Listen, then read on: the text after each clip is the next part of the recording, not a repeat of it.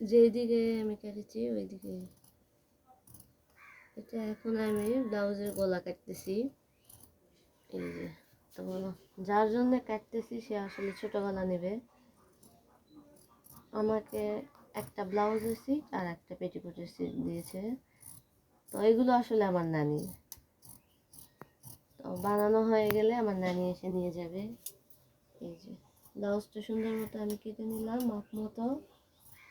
এরপরে আমি ব্লাউজে দিয়ে দিব শেপ, আর এইটুক সিট দিয়ে হাতা কাটিং করব, প্লাস মাজার পট্টি, গলার পট্টি, এগুলো হবে। বোতাম ঘাট, বোতাম ঘাট এগুলো সব হয়ে যাবে। তো এই যে দেখুন ব্লাউজটা আমি কেটে নিয়েছি সুন্দর করে। এখন দুই অংশ আলাদা করে নেব শেপের জন্য। এটা কিন্তু পুট সাইড, দেখুন গলার এই পুটটা আমি কেটে দিচ্ছি, ব্লাউজের শেপ দিতে সুবিধা হবে এই জন্য। তো এই যে এক অংশ রেখে দিলাম, আর এক অংশ আমি সুন্দর করে ভাঁজ করে নিচ্ছি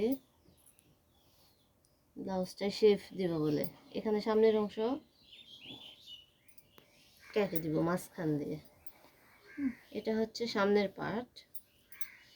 এই যে দেখুন সবাই, এই যে এই যে এই যে। এখন 1.5 ইঞ্চি ভিতরে এখান থেকে আমি শেপ দিয়ে দিব 10.5 ইঞ্চিতে। এখান থেকে 4 ইঞ্চি বা 4.5 ইঞ্চির ভিতরে এই যে দেখুন আমি ব্লাউজের শেপ দিয়ে নিচ্ছি। তো যেহেতু বয়স্ক মহিলা এই কারণে শেপটা একটু পাতলা হবে, সেলাইয়ের সময় আমি একটু পাতলা করে দিয়ে নেব।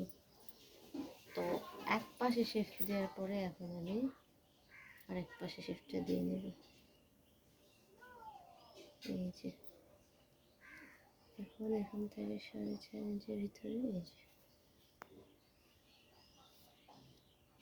এই যে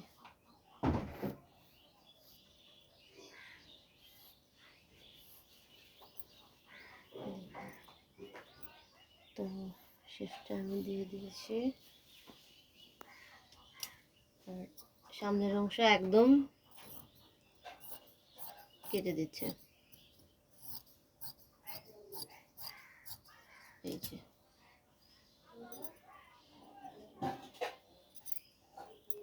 কত মিনিট হলো আপু? 3 মিনিট। আচ্ছা আচ্ছা, অফ করে দাও, অফ করে